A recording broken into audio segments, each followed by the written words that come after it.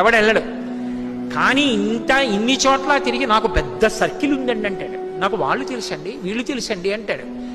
ఆఖరణ ప్రాణం పోయాక వెనక వచ్చేవాళ్ళు ఎవరు రారు అని తన శరీరమే కాలిపోతుంటే చూసుకుని ఏడుస్తాడు. చీకటి పడిపోతే అయ్యో ఓపికన్నప్పుడు ఒక్క రోజు గుడికి వెళ్ళలేదురా, ఓ ప్రవచనం వినలేదురా, ఓ ప్రదక్షిణం చేయలేదురా, ఓ పూజ చేయలేదురా అని అప్పుడు ఏడుస్తూ ఉంటాడు. ఎవరు ఊరుకోబెట్టేవాళ్ళు ఎవరు ఉండరు.